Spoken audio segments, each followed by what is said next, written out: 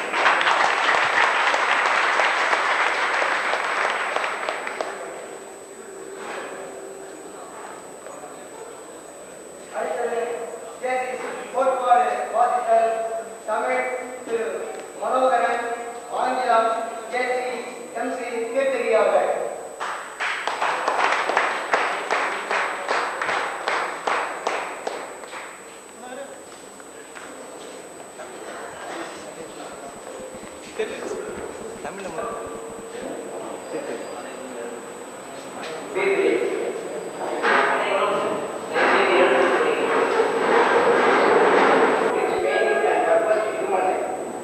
நம்பிக்கையே மனித வாழ்க்கையின் பயனையும் நோக்கத்தையும் உணர்த்துகிறது. மனித சகோதரத்துவம் நாடுகளின் அதிகார எல்லைகளை தாண்டி நிற்கிறது. Economic justice can best be won by free men through free enterprise. உரிமையோடு தொழில் முயலும் உரிமை மிகு மனிதர்களால் பொருளியல் நலன் மேம்படும். That government should be laws rather than of men. அரசாங்கமானது சட்டங்கள். That yes, great treasures lies in human personality, and that the service to humanity is the best of work for life. உலக பெருஞ்செல்வம் மானிட ஆளுமை பணியில் உள்ளது. மக்கள் பணியிலே மானிட வாழ்க்கையின் மாபெரும் பணி என நாங்கள் நம்புகிறோம்.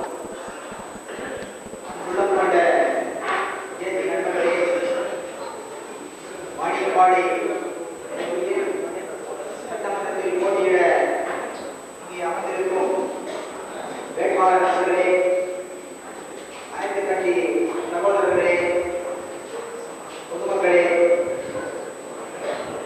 உங்கள் அனைவருக்கும் எனது புத்தாண்டு நல்வாழ்த்துக்கள்.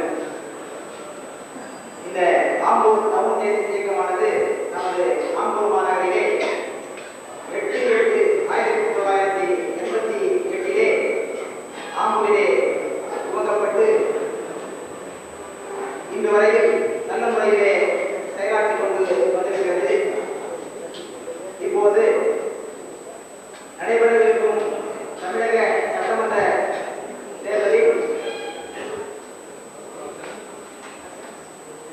தேர்தல் தலைமை அதிகாரி அவர்கள் இது போன்ற பாலியல் ஆர்டிஸ்டேஷன் நடத்தும் ஒரே மேடையில் அனைத்து வேட்பாளர்கள் நிறுத்தி அவர்களுடைய கருத்துக்களை பொதுமக்களிடையே தெளிவுபடுத்தவும், மக்களிடையே வேட்பாளர்களை அறிமுகம் செய்யவும் எங்களுக்கு உதவியாகவும் இருந்திருக்கிறார். இங்கே போட்டியிடுகின்ற வேட்பாளர்கள் பல தேர்தல்களிலே நாம் வேட்பாளர்களை ஒரு குறிப்பிட்ட ஆட்களை மட்டும்தான் சந்திக்க முடிகிறது. தவிர பேலட் பேப்பரை பார்க்கும்போதுதான் இத்தனை வேட்பாளர் இருக்கிறார்கள் என்ற எண்ணம் நமக்கு தோன்றுகிறது.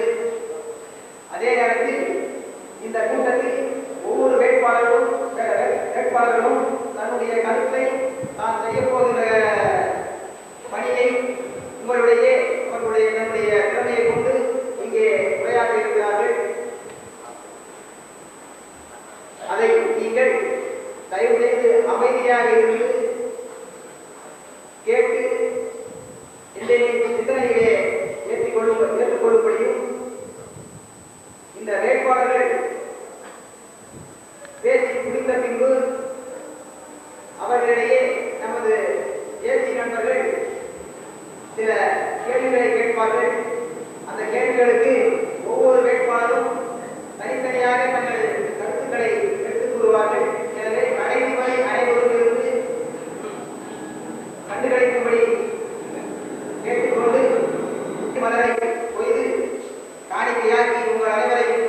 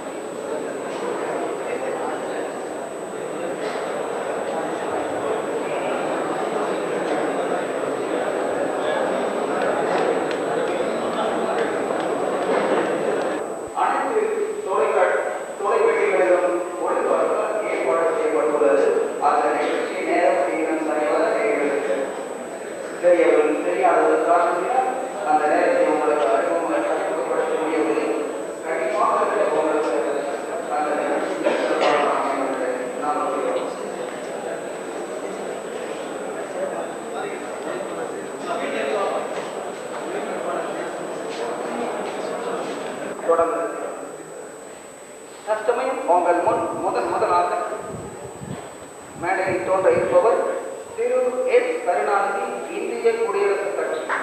இவர் இவர் திகுமராயப்பேட்டை சேர்ந்த 35 வயதாளர். இவரை தெரிவித்துக் கொள்கிறது.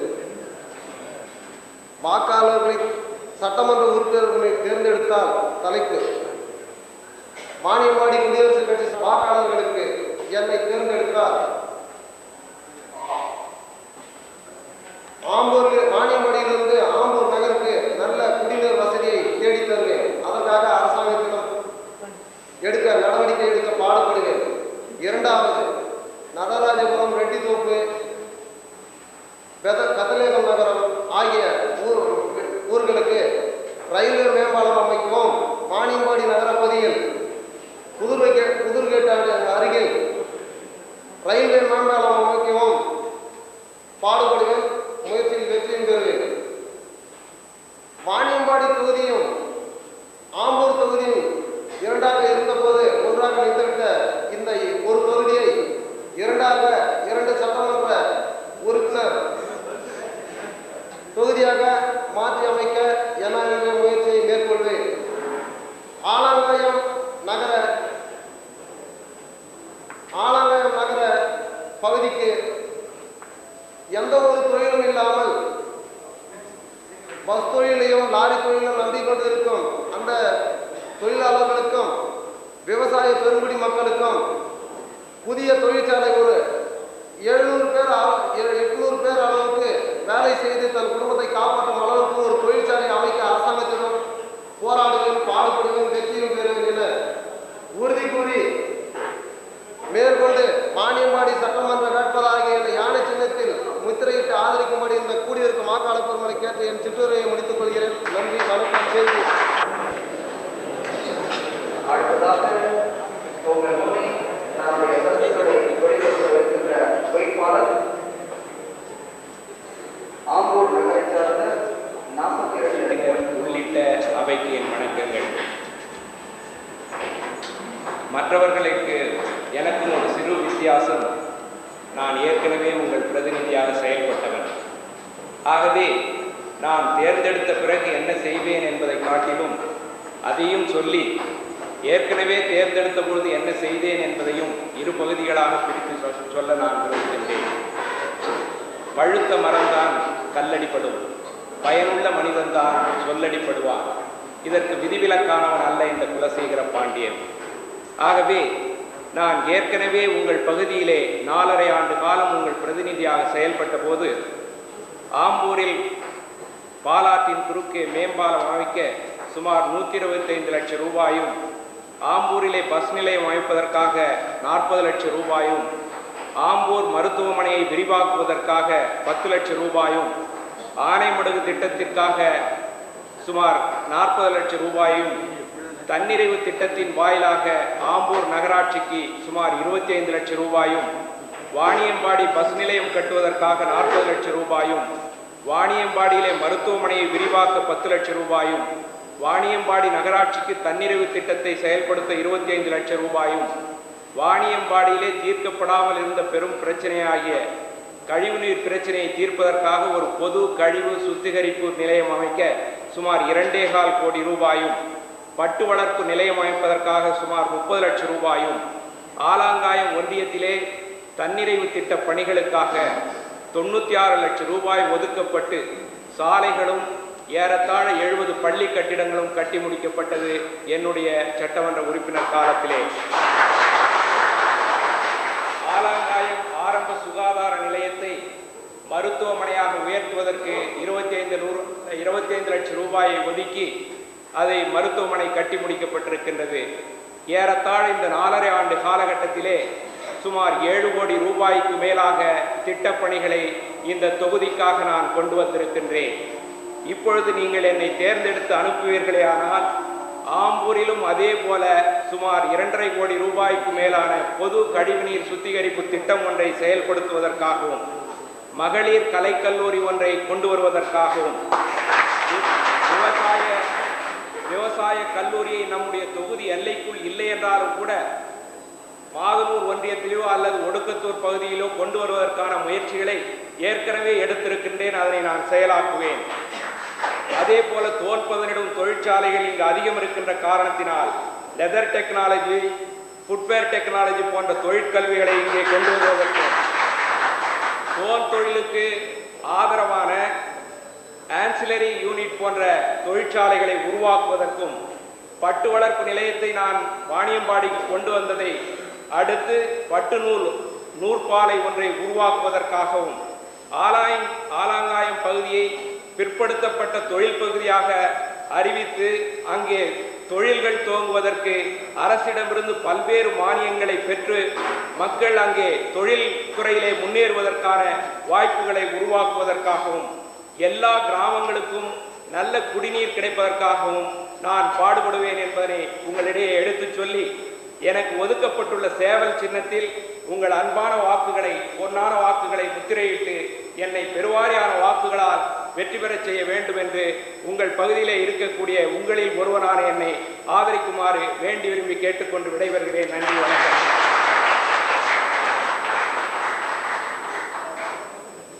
இடத்தை சார்ந்த 32 வயதான யார் போட்டி எடுக்கின்ற சுயேட்சையான திரு எஸ் கௌரவா அவர்கள்.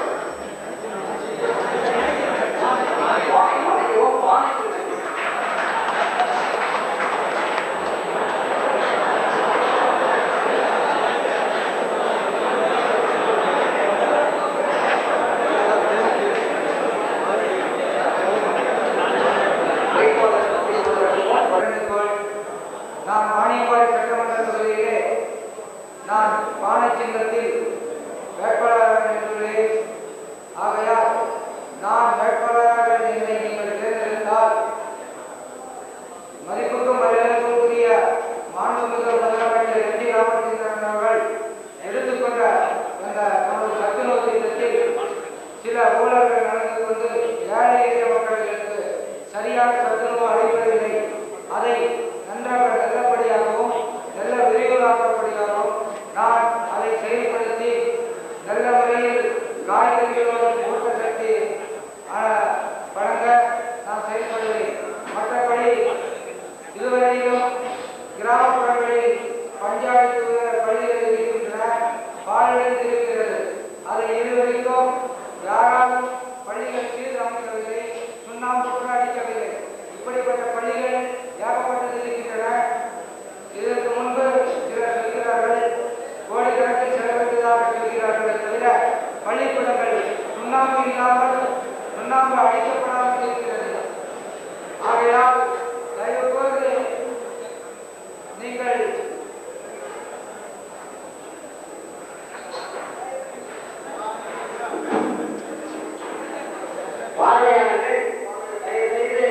கலங்கா கிராமத்தில் 5ஆம் வகுப்பு வரை ஒரு பள்ளிக்கூடம் இருக்கிறது. நீங்கள் தொகுதி மக்கள் வந்து பார்க்க வேண்டும். ஆனால் அந்த பள்ளிக்கூடம் சீரழிந்து, அதாவது பிள்ளைகள் பள்ளிக்கூடத்திற்கு செல்லும் பொழுதே கூட கீழே விழுந்தால் அந்த ஜல்லிக்கல் அடிபட்டு எத்தனையோ பிள்ளைகள் ஆஸ்பத்திரிக்கு போகக்கூட வழி இல்லாமல் இருக்கிறார்கள்.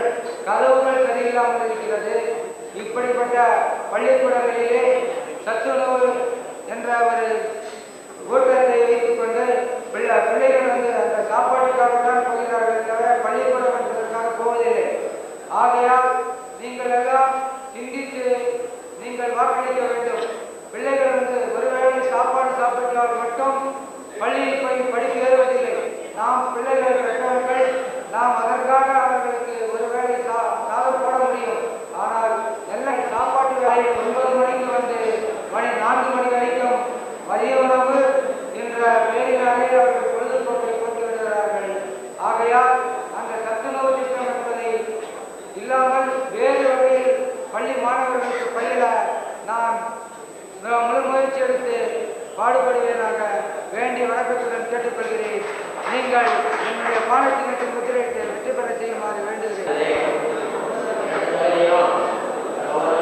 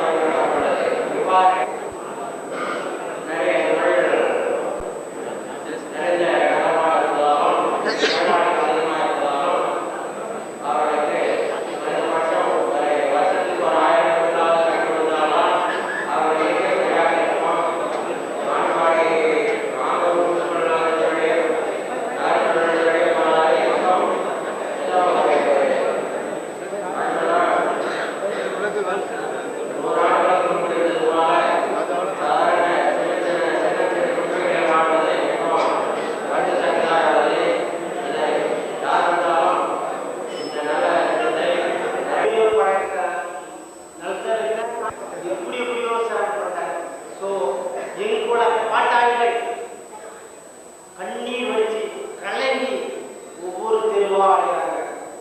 ஸோ அதுக்காக நான் அவர்களுக்காக நான் எம்எல்ஏ என்ன நான் சோழனும் செய்கிற அப்பாற்பட்ட முக்கியம்.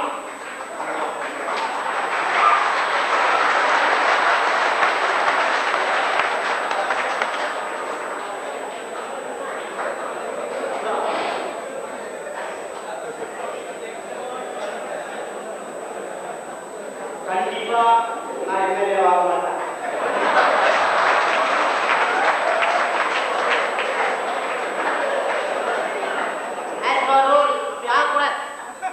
ஏன்னா திடீர்னு உங்களுக்கு நான் அன்னோன் பர்சன் முன்ன பின்ன யாருக்கும் தெரியாது. திடீர்னு நம்ம அரசியல் வாக்குறுதி மாதிரி நானும் கொடுத்துடலாம். வாக்குறுதி நம்பி நீங்க ஓட்டு போடக்கூடாது. ஆளுடைய நடவடிக்கை வைக்கணும். ஆக நீங்க என்னுடைய நடவடிக்கை தேர்ந்தாலும் ரொம்ப நாள் ஆகும். அதுக்கு பின்னாடி தான் நீங்க ஓட்டு போடுவீங்க. ஆனா அப்புறப்பட்ட பிரச்சனை உங்க பிரச்சனை.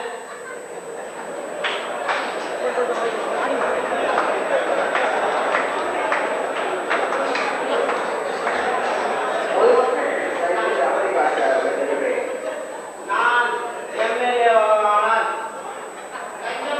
சட்டப்படி குற்றம், கொடுப்பதும் குற்றம். அதனால் அன்பளிப்பாக வாங்குவேன்.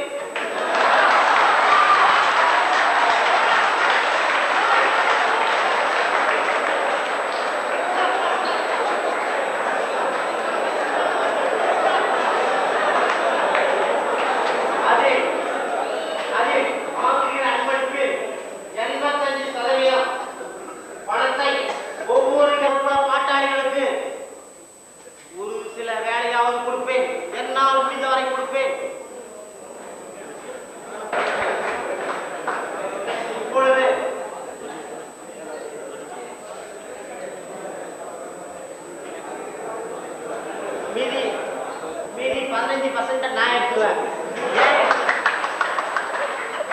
ஏன் எடுக்கிறேன்? இந்த காலத்துல நான் தாங்காத மொத்தம் ஹெல்ப் பண்ண முடியும்.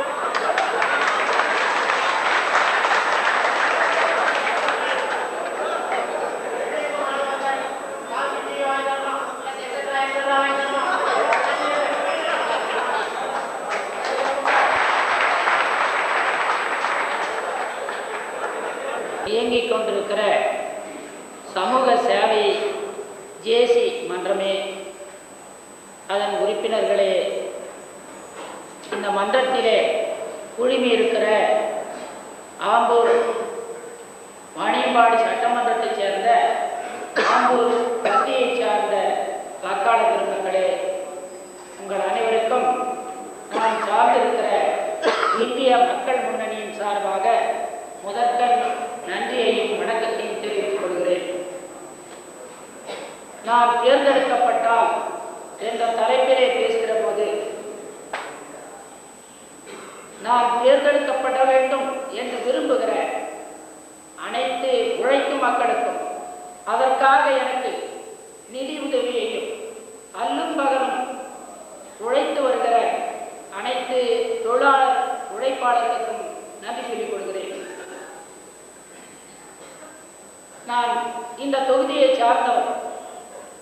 இந்த தொகுதியிலே பல ஆண்டு காலமாக பொது வாழ்க்கையிலே இருக்கிறவர். என்னுடைய பொது வாழ்க்கை நிரூபிக்கப்பட்ட பொது வாழ்க்கை. நான் பல கோரிக்கைகளை பொது வாழ்க்கையில் இருந்து எழுப்பியிருக்கிறேன். நான் பல வேட்பாளர்களுக்காக வேலை செய்கிற போது அவர்கள் மூலமாக எழுப்பி அவைகளெல்லாம் கவனிக்காமல் விடப்பட்ட காரணத்தினாலே தான் நானாக நின்று எப்படியாவது அந்த கோரிக்கைகளை இந்த தொகுதி மக்களுக்கு அடைய வேண்டும் என்று நிற்கிறேன். இந்த தொகுதியில வேலையில்லா திண்டாட்டத்தின் காரணமாக பல இளைஞர்கள் இன்று கஷ்டப்பட்டு வருகிறார்கள்.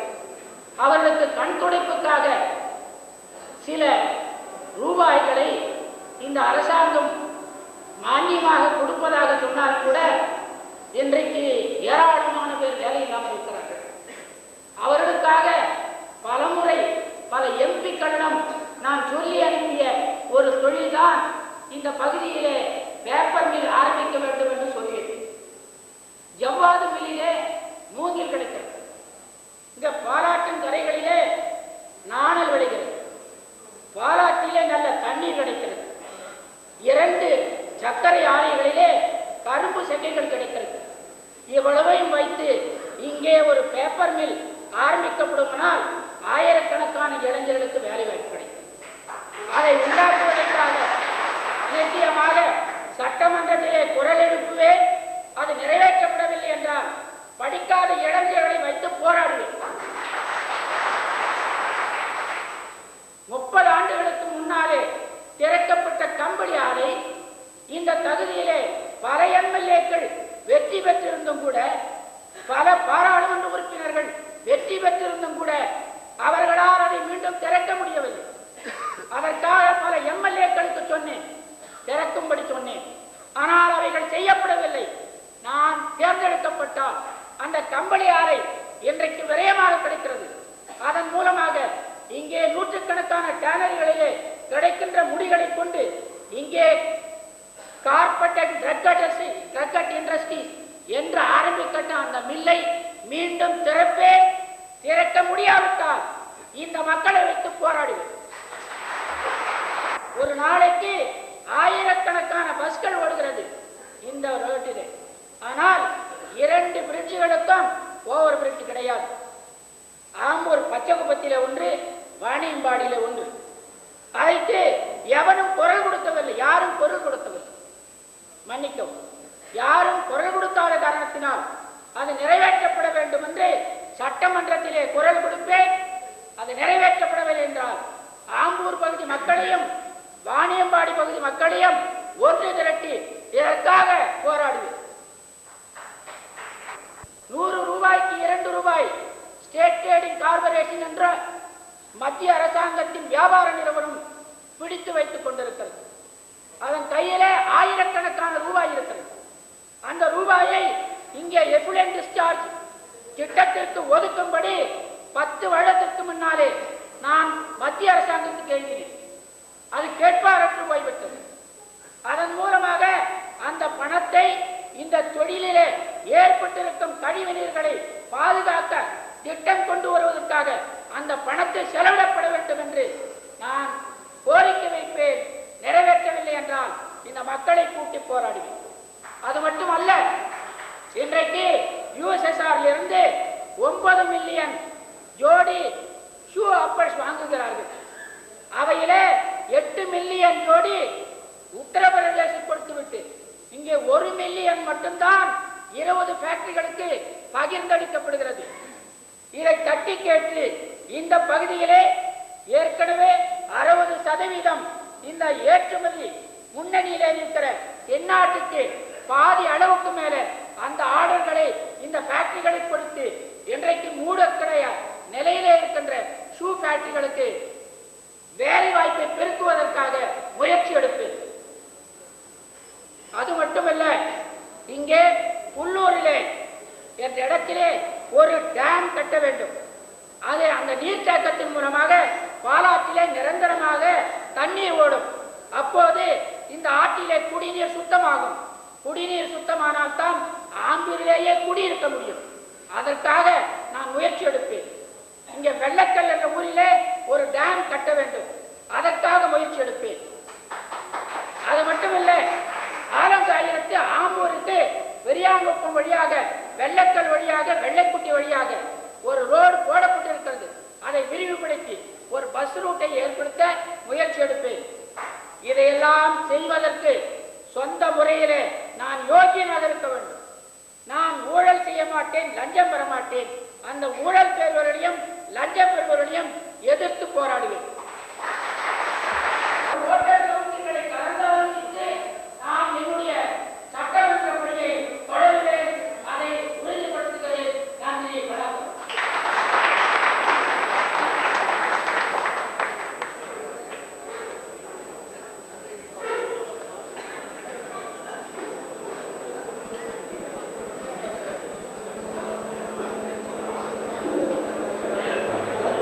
நன்றி வேட்பாளர் கே. வெங்கடேசன் அவர்களே. தன் கருத்துக்களையும் தன் எதிர்கால திட்டங்களையும் மிக சிறப்பாக நம்முடைய பகிர்ந்து கொண்ட வேட்பாளர்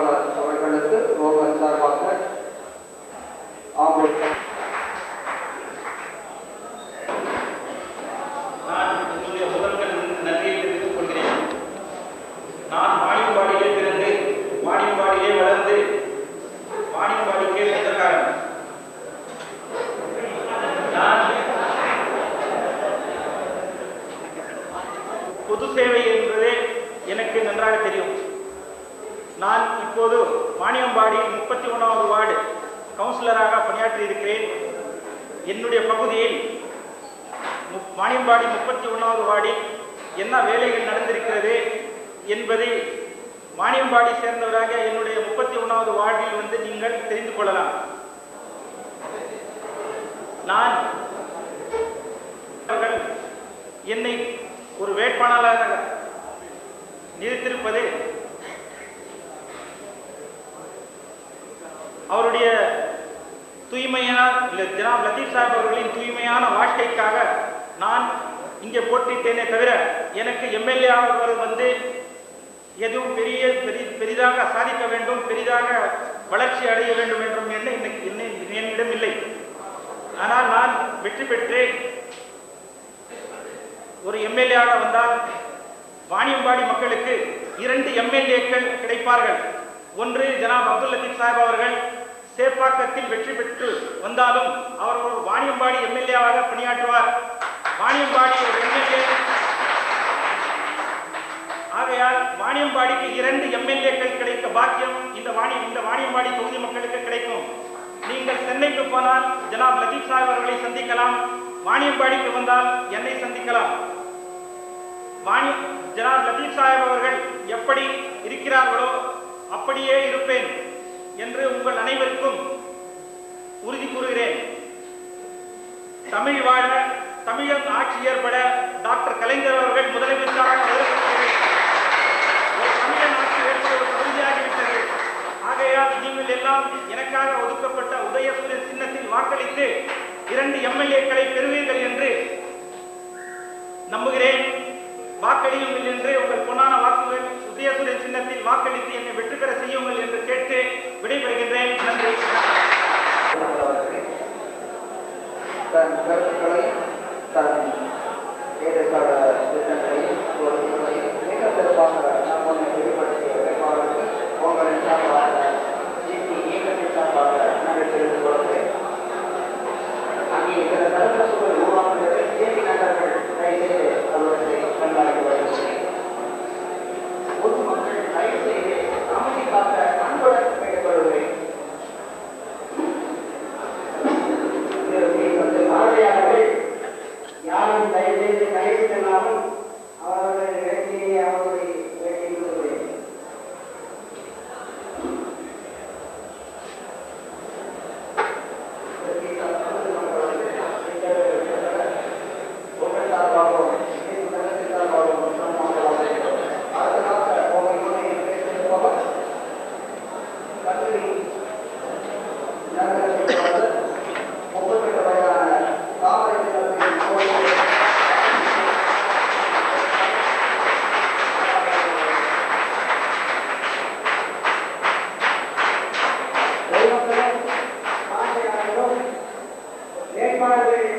கருத்துக்களை கூறி முடித்த பின்பு அவர்களிடம் கேள்விகள் கேட்கப்படுகிறது.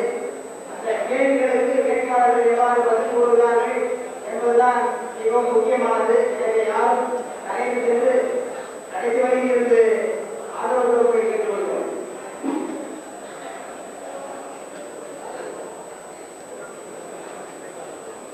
அனைவருக்கும் வணக்கம். சங்கத்திற்குடைய வணக்கத்தை தெரிவித்துக் கொள்கிறேன். பாரதிய ஜனதா கட்சி 1980ஆம் வருடம் ஆரம்பிக்கப்பட்டாலும் அதனுடைய உற்பத்தி ஸ்தானம்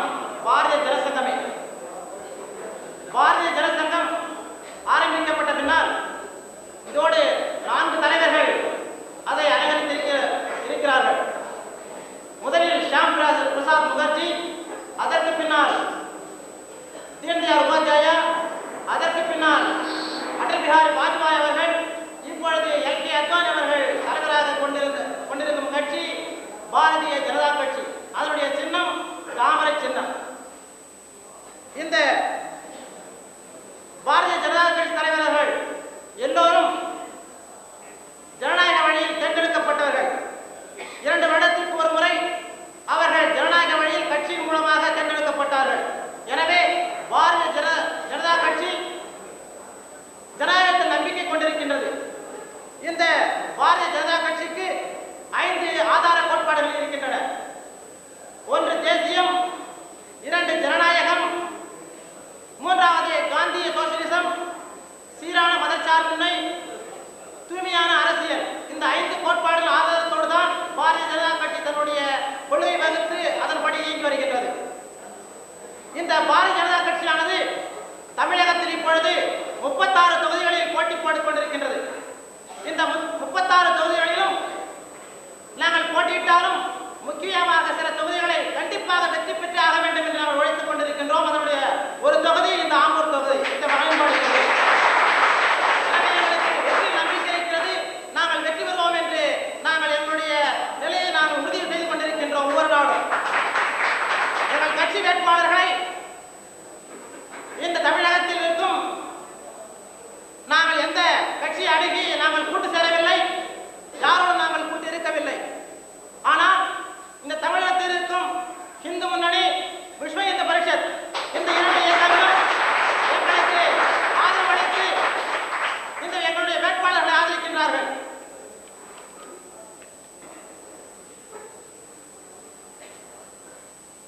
இந்த தொகுதியில் நான் வெற்றி பெற்று சட்டசபைக்கு சென்றால்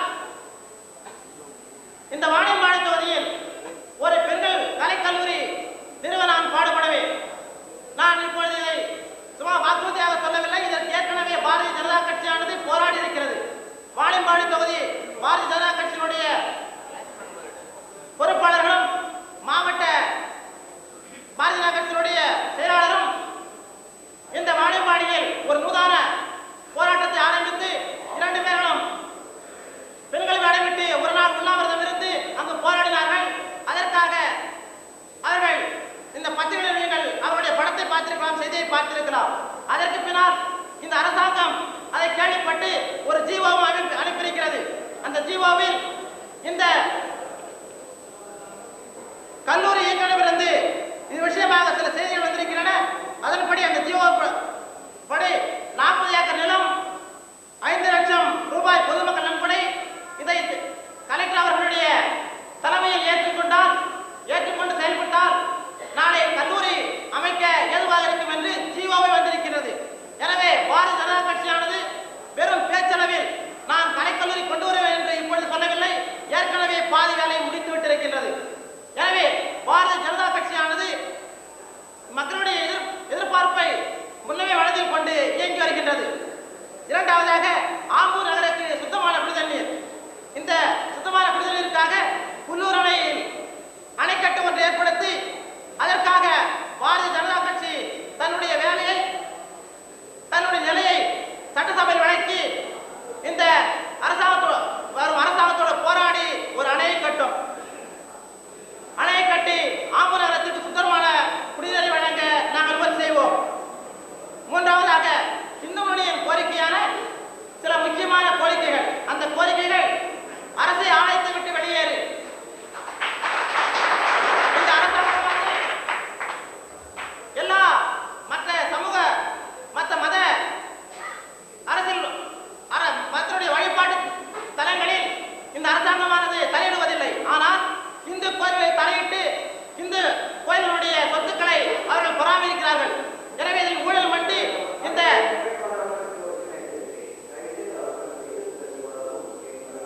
இது எங்களுடைய கோரிக்கை, எங்களுடைய கொள்கை எதாவது விளக்கி சொல்கிறேன்.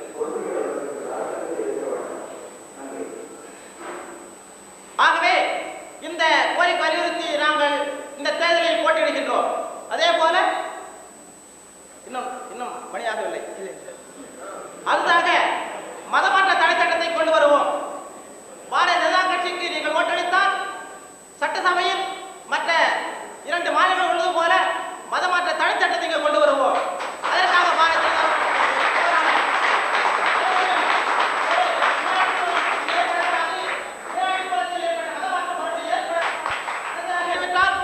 இந்த தொகுதிக்கு இந்த ஆம்பூர் சட்டசபை ஒன்று நாங்கள் கொண்டு வர ஏற்பாடு செய்வோம். அதே போல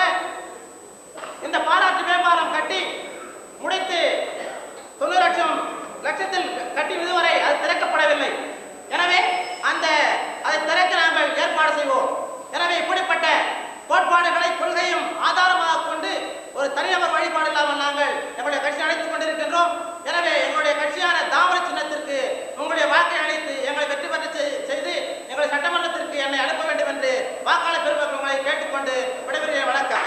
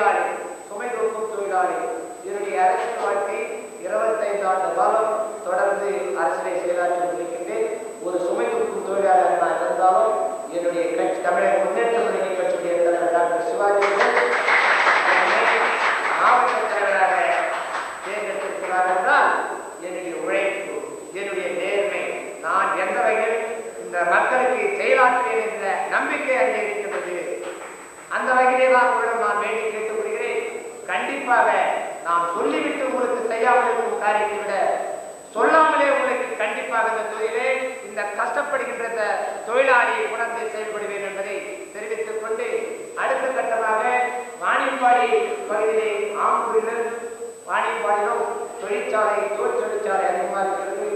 அப்படி அதிகமாக இருக்கின்ற நேரத்தில் பார்க்கின்ற பொழுது நம்முடைய தாய்மார்கள் அங்கே வேலைக்கு செல்கின்ற காட்சியை காண்கின்றோம்.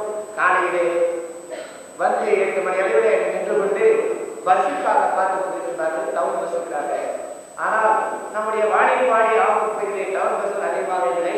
கண்டிப்பாக தாய்மார்களின் குறையை போக்க அங்கே டவுன் பஸ்களை நாம் சட்டமன்றத்திலே நான் அதுக்காக பாடுபடுவேன் என கூறிக்கொண்டு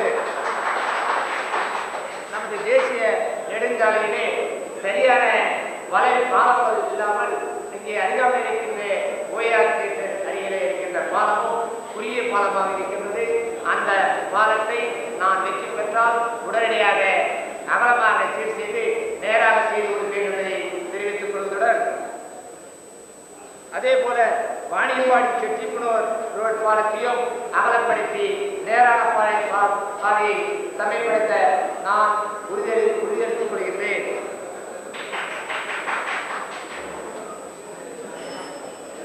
செய்யாமல் விட்டுட்டு உங்களிடம் சொல்லாமல் பல நல்ல காரியங்களை இந்த தொகுதிக்கு செய்ய கடமைப்பட்டிருக்கேன் என்று கூறி எனக்காக ஒதுக்கப்பட்டுள்ள வீண் சின்னத்திற்கு வாக்களிக்கும்படி கேட்டுக்கொண்டு விடைபெறுகிறேன்.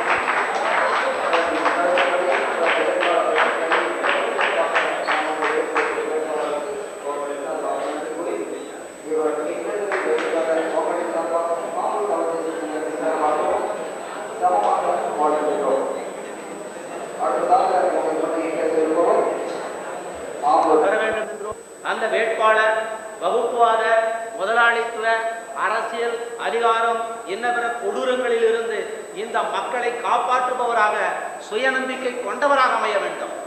அது அப்படியாப்பட்ட நபரை தேர்ந்தெடுக்க வேண்டியது வாக்காளர்கள் ஒவ்வொருவருடைய கடமை. உங்களை கையை பிடிச்சேனா, காலை பிடிச்சேனா, நெஞ்சு நிற்க கும்பிட்டேனா, பல வாக்குறுதிகளை கொடுக்கின்றேனா என்பதெல்லாம் time being purpose. It is not for a regularly or permanent truth. அது உங்களிடத்தில் நான் கேட்கவில்லை. வாக்களிப்பது உங்களுடைய கடமை. நான் எனக்குத்தான் போடுங்கள் என்று கேட்கவில்லை. ஆனால் என்னுடைய கருத்தை கூறுகிறேன் என்று கூறுகிறேன். நான் ஒரு பத்திரிகை ஆசிரியர், நான் ஒரு தொழிற்சங்க தலைவர், நான் ஒரு கம்யூனிஸ்ட். அதே நேரத்தில் டாக்ஸ் நியூஸ், லேபர் நியூஸ் போன்ற பத்திரிகைகளை நடத்தக்கூடியவர், வணிக வரி, வருமான வரி போன்ற செல்வந்தர்களை நிர்ணயிக்கக்கூடிய Finance Act and State Tax, Income Tax is most income and complete full of the nation. இந்த தேசத்தை நிர்மாணிக்கக்கூடிய பொருளாதாரத்தையே வரையறுத்து சொல்லக்கூடிய பல்வேறு வாடிக்கையாளர்களை வைத்துக் கொண்டிருக்கக்கூடிய ஒரு வருமான வரி, வணிக வரி, செல்வந்த வரி ஆலோசகர். எனக்கு அந்த தொழிலில் மிக கணிசமான வருவாய் கிடைக்கிறது. இருப்பினும் கூட இந்த நாட்டில் அடித்தளத்தில் இருக்கக்கூடிய மக்கள் அரசியல், அதிகாரம், வகுப்புவாதம், பிற்போக்குவாதம், முதலாளித்துவவாதங்களிலே பாதிக்கப்பட்டு தங்களுடைய உரிமைகளை, உடைமைகளை, எண்ணங்களை, சுதந்திரங்களை இழந்து தவித்துக் கொண்டிருக்கிறார்கள். அந்த தவிப்புகளுக்கு நாம் உதவி செய்ய வேண்டும் என்று விரும்பும் காலத்தில் எந்த அரசியல் கட்சியாலும் உதவி செய்ய முடியவில்லை. நண்பர்களே, ஒரு கம்யூனிஸ்டாக இருந்தால் என்னால் நன்மை செய்ய முடிகிறது. அதற்காகவே நான் கம்யூனிஸ்ட் ஆனேன். எனக்கு நினைவு தெரிந்த நாளிலிருந்து எந்த தொழிலை சொல்வதை காட்டிலும், என் பட்டத்தை சொல்வதை காட்டிலும், நான் படித்ததை சொல்வதை காட்டிலும், என்னுடைய வசதியை சொல்வதை காட்டிலும் தோழரே என்று அழைப்பதிலேயே நான் பெருமிதம் அடைகிறேன். அந்த வகையிலே ஒரு கம்யூனிஸ்ட் தான் இந்த நாட்டிற்கு ஒரு சரியான வழிகாட்டுதலை செய்ய முடியும். இரண்டு தான் ஒன்று முதலாளித்துவம், இரண்டாவது கம்யூனிசம். இந்த இந்தியாவிலே முதலாளிகளே ஒருவரை எதிர்த்துக் கொண்டிருக்கிறார்கள் தோழர்களே.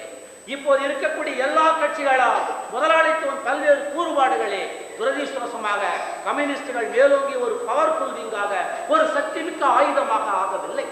இருந்தது ஒரு காலத்தில். அந்த காலம் 1957ஆம் ஆண்டிலேயே இந்தியாவில் ஒரு சிறந்த எதிர்கட்சிகளாக கம்யூனிஸ்டுகள் விளங்கினார்கள். அப்போதுதான் இந்த தேசத்தை நிர்மாணிக்கக்கூடிய பொறுப்பை நாங்கள் வைத்துக் கொண்டிருந்தோம். துரதிருஷ்டவசமாக அந்த கம்யூனிஸ்டுகள் கூட முதலாளித்துவ பண ஆசைகளுக்கும் அற்பாசைகளுக்கும் கொள்கைகளை குடிதோண்டி புதைத்து விட்டு முதலாளிகளின் பின்னால் அணிவகுத்து சென்று கொண்டிருக்கிறார்கள். எங்களுடைய தாய் கட்சியாக இந்திய கம்யூனிஸ்ட் கட்சி இன்று தமிழகத்திலே மற்றொரு கட்சியின் பின்னால் சுற்றிக் கொண்டிருக்கிறது. அதை நினைத்து நாங்கள் வெட்கப்படுகிறேன். அதே நேரத்தில் மற்றொரு கட்சி மற்றொரு பிராந்திய கட்சியோடு கூட்டு சேர்ந்து கொண்டிருக்கிறது. மற்றொரு கட்சி மற்றொரு வகுப்புவாத கட்சியோடு கூட்டு சேர்ந்து கொண்டிருக்கிறது. தமிழகத்திலே, இந்தியாவிலே பொதுவாகவே ஒரு சரியான முதலாளித்துவத்திற்கு, மாற்று கட்சி கம்யூனிசம் கட்சி தான் வர வேண்டும், அந்த கட்சியை தோற்றுவிக்க வேண்டும் என்பதற்காகவே இந்தியாவிலே என்னை போன்று சுமார் 140-150 நபர்கள் ஒன்று கூடி பல்வேறு பிரிவுகளாக நாங்கள் கட்சிகளை இயக்கிக் கொண்டு வருகிறோம். அதில் ஒரு கட்சி தான் நான் சேர்ந்துள்ள மக்கள் கம்யூனிஸ்ட் கட்சி. அந்த மக்கள் கம்யூனிஸ்ட் கட்சியினுடைய ஒரே நோக்கம் கம்யூனிஸ்டுகள் அனைவரும் ஓரணியில் திரட்ட வேண்டும். இப்போது இருக்கக்கூடிய முதலாளித்துவ வகுப்பாத சந்தர்ப்பாத கூட்டு கட்சிகளுக்கு எதிரான ஒரு கட்சியை உருவாக்க வேண்டும் என்று கூறுகிறோம். அப்படி மக்கள் கம்யூனிஸ்ட் கட்சி என்று எதற்காக நாங்கள் பாடுபடுகிறோம், எந்த மக்களுக்காக நாங்கள் பாடுபடுகிறோம் என்று கூறுவதற்கு வாய்ப்பாகத்தான் இந்த தேர்தலை பயன்படுத்திக் கொண்டேனே ஒழிய நீங்கள் எல்லாம் எனக்கு ஓட்டு போட்டு விடுவீர்கள் என்றோ நான் வெற்றி பெறுவேன் என்றோ நான் கருதவில்லை, கனவிலும் கருதவில்லை. இந்த 1,46,000 மக்களை சந்திக்க ஒரு கம்யூனிச எதிரணியை உருவாக்க நாங்கள் முயற்சி எடுத்து வருகிறோம். அந்த அணிக்கு சிதறி கிடக்கின்ற முதலாளித்துவத்தின் பின்னால் இருக்கக்கூடிய கம்யூனிஸ்டுகளை எங்கள் அணிக்கு அழைத்து வர எங்களால் எதிர்காலத்தில் செய்ய முடியும் என்ற கருத்தோட்டத்தின் அடிப்படையில் இந்த தேர்தலை நாங்கள் பயன்படுத்திக் கொள்கிறோம். நீங்கள் எங்கள் மக்கள் கம்யூனிஸ்ட் கட்சிக்கு ஓட்டளித்தால் நிச்சயமாகவே எனக்கு என்னை போன்று கூட சிலர் இது போன்ற எண்ணங்கள் உடையவர்களாக இருக்கிறார்கள் என்று நாங்கள் கருதுகிறோம். இன்றைக்கு ஆம்பூர் வாணியம்பாடி தொகுதி என்று சொன்னால் ஏறக்குறைய 1,46,000 பேர் இருக்கிறார்கள் என்று சொன்னார். இவர்கள் முழுவதுமே தொழிற்சாலைகளை நம்பிக்கொண்டிருக்கக்கூடியவர்கள், சில பாதுகாக்கப்படாத தொழிற்சாலைகளில் இருக்கக்கூடியவர்கள், அதாவது தொழிற்சாலைகளின் பட்டிகளில் ஏற்படாது இருக்கக்கூடியவர்கள், விவசாய கூலி ஆட்கள். இவர்களுக்கு எந்த ஒரு சட்டங்களும் அமலாக்கப்படுவதில்லை. இந்த அரசியல் கட்சிகள் தேர்தலுக்காக வேண்டி சொந்த நன்மைகளுக்காக வேண்டி முதலாளிகளின் பின்னால் சென்று கொண்டிருக்கிறார்களே தவிர இந்த தொழிலாளிகளின் நன்மைகளில் சட்டங்களில் ஆர்வங்களில் அக்கறை கொடுப்பதில்லை. நான் வந்தால் வராவிட்டால், தேர்ந்தெடுத்தால் தேர்ந்தெடுக்க பெறாவிட்டால், வாக்கு வந்தால் வராவிட்டால் அதை பற்றி நமக்கு அக்கறை இல்லை. அதற்கு பின்புதான் மற்றவருக்கு நன்றி கூறுவேன். நான் ஒரு 10,000 ரூபாய் செலவு செய்திருந்தாலும் என்னுடைய பேச்சை கேட்க இத்தனை ஆட்கள் வந்திருக்க முடியாது. இந்த ஒரு ஆங்காயத்தில் இருப்பவனை அறிமுகப்படுத்திய ஜேசி சங்கத்தினருடைய அனைவருக்கும் என் உளமார்ந்த நன்றி நன்றி நன்றி. அடுத்தபடியாக என்னுடன் போட்டியிடும் வேட்பாளர்களே, என்னை பார்த்து இவன் ஒரு வேட்பாளனா என்று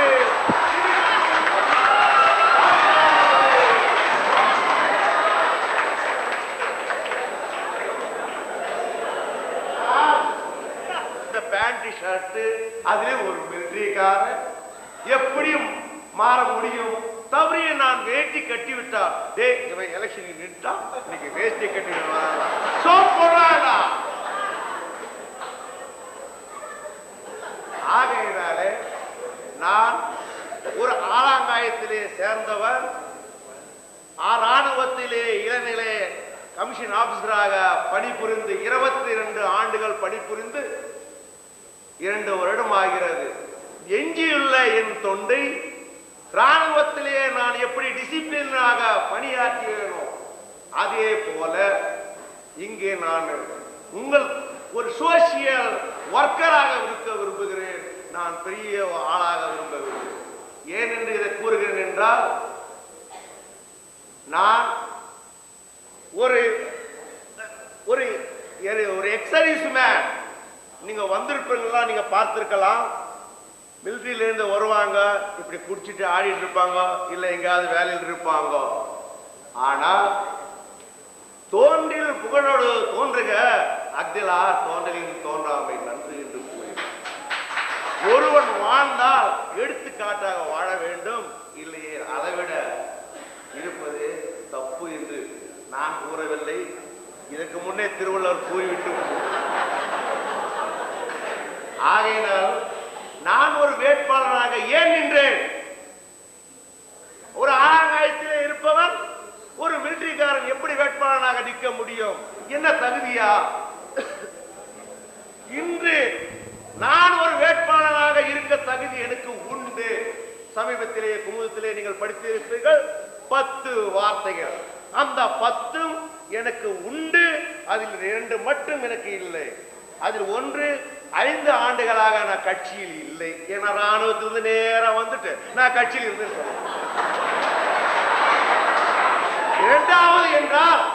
நான் பர்மிட் ஹோல்டர், அதாவது ட்ரிங்க் பண்றது பர்மிட் ஹோல்டர். எந்த ஒரு மிலிட்டரிக்காரன் மது பழக்கம் இல்லைன்னு சொல்ல முடியாது. ஆகையினால நான் ஒரு பர்மிட் ஹோல்டர். இதுல எனக்கு 10-20 மார்க் குறைவு, மீதி எனக்கு 80 மார்க் எனக்கு சாலிடா இருக்கிறது. நான் ஒரு வேட்பாளனாக நிற்பது. இதே போல் நீங்கள் ஒரு வேட்பாளர் தேர்ந்தெடுப்பதற்கு 5 வருடத்தின் தலைவிதி 1 நிமிடம் உங்கள் கையில் உள்ளது.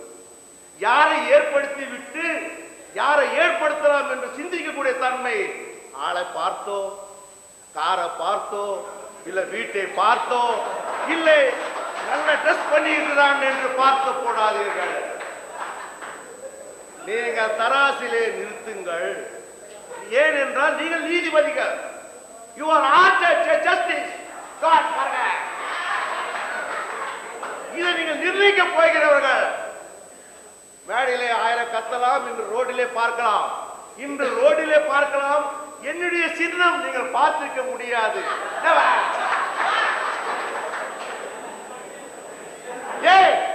ஒரு ஜனநாயகத்திலே அமெரிக்காவிலே பாருங்கள், அவன் டெலிவிஷன்ல சொல்லுகிறான், அங்கே சொல்லுகிறான். இங்கு ரோடிலே பார்த்தால் ஜனங்களே சத்தத்திலே கேட்க முடியவில்லை அப்பா. ஆகையால் பிளீஸ் எனக்கு ஒரு 2 நிமிடம் தருவார். கடைசி கேண்டிடேட், நான் ஒரு கடைசி கேண்டிடேட். பிளீஸ். ஏனென்றால் எனக்கு இம்மாதிரி ஜனம் கூடும் என்று தெரியாது. எனக்கு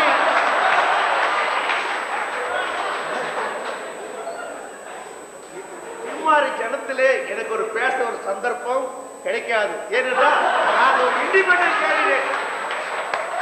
அப்படி நான் ஒரு ஓட்டு கேட்க போனேன்.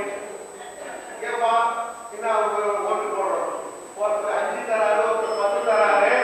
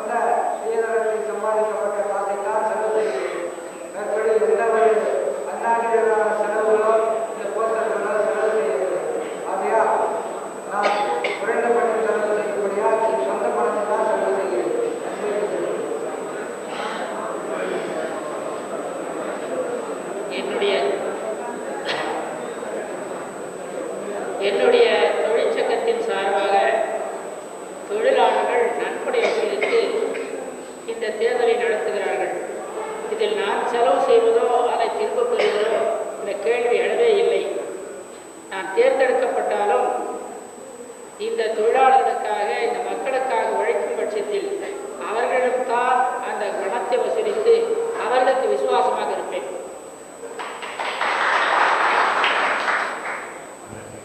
நான் போட்டியுள்ள இந்திய குடியரசுக் கட்சி எல்லோருக்கும் எல்லாம் கிடைக்கும் என்று வலுவாக போராடக்கூடிய கட்சியை தவிர பலமான பணமில்லாத கட்சி. ஆகையால் என் சொந்த பணம் மீது செலவு செய்துள்ளேன். மற்ற கட்சிகளைப் போல 5 ஆண்டும் 10 ஆண்டும் 10 கட்டட காரியங்களில் நான் செலவு செய்யவில்லை. என் தோழர்கள், என் தொண்டர்கள், என் உடன்பிறப்புகள் எல்லோரும் ஆளுக்கு 5, 10, 50, 25, 2 ரூபாய் என்று கொடுத்து என்னை ஆதரித்து 2 ஓட்டை ஆட்டோ ரிக்ஷாவை வைத்து எனக்காக தகுதிகளாக சாப்பாடு அன்படு அன்பி ஓ திமாக்கு வாழா என்று என் முன்னாடி கூறும்போது நான் ஒரு தமிழன் என்ற நிலையிலே பெருமைப்பட்டேன். அன்படு என்றால் படிக்காதவர், காலாப்பூர் கருப்பு பேய் உள்ளவர். ஆனா படா திமாக் வாழா நல்ல புத்தி கூர்மை உள்ளவர் என்று வடநாட்டிலே கூறினான். அந்த நேரத்திலே நான் ரொம்ப பெருமைப்பட்டேன். ஏனென்றால் வடநாட்டிலே ஒரு தமிழனை பற்றி பேசும்போது அதே நேரத்தில் இந்த தமிழ்நாட்டை ஆடக்கூடிய ஒரு தகுதி இல்லாத சினிமாக்களை நம்பி இந்த கட்சியை முடிபட்டு மடுபட்டு இப்படி இந்த சூழ்நிலையை மற்ற மாநில படித்தவன் அறிவு தெரிந்தவன் எண்ணத்தாழ்வுகள் தமிழகம் தாழ்ந்திருக்கவில்லை. அது எண்ணுவர்களுடைய எண்ணத்தாழ்வுகள் தான் காரணம். நாம் மிக கண்ணியமான உச்சகட்டத்தை சென்று கொண்டிருக்கிறோம். அதுதான் இந்த கண்ணியத்தை காத்துக் கொண்டிருக்கிறது. தமிழகத்திலேயே தலைவர்கள் பொருளாதார ரீதியாக இன்றைக்கு தமிழகம் பின்தங்கி இருக்கிறது என்று சொன்னால் அதற்கு உண்மையான காரணம் வரக்கூடிய அரசு வருவாயில் பெரும்பகுதி மைய அரசுக்கு சென்று விடுகிறது. மாநில அரசுக்கு கிடைக்கக்கூடியது சிறுந்தொகைதான். ஆகவே நிதிநிலை பற்றாக்குறை காரணமாகத்தான் தமிழகம் பொருளாதார ரீதியில் பின்தங்கி இருக்கின்றது. தமிழன் அறிவு கூர்மையை உலகிலே முன்னணியில் இருக்கிறான் என்பதை மட்டும் சொல்லிக் கொள்கிறேன். தமிழ்நாடு காங்கிரஸ் காரணம் ஏன்னா நான் ஓட்டு போடும்போது சரியான சரியான சேர்த்திக்கு வாழ்ந்தார என்னுடைய கட்சியில கல்வி கட்டவங்களா ஓட்டு போட இல்லை. ஆக நான் நினைக்கிறோம் அந்த ஆளுடைய கடை உடைய பாவனை பார்த்து அவரை செலக்ட் பண்ணா கண்டிப்பா தமிழ்நாட்டில் நீங்கள் தேர்ந்தெடுக்கப்பட்ட திட்டமிடாத தலைவர்களை இந்த தமிழ்நாட்டில் ஆண்டது கவர்ச்சியான திட்டங்களை கொடுத்து இந்த மக்களுடைய ஓட்டு வாங்க வேண்டும் என்றே நினைத்த தலைவர்களை நீங்கள் ஆட்சியில் அமர்த்தியிருந்தால் இந்த தமிழ்நாடு இந்த கேடுகெட்ட நிலைக்கு வந்துவிட்டது என்று தெரிவித்துக் கொள்கிறேன்.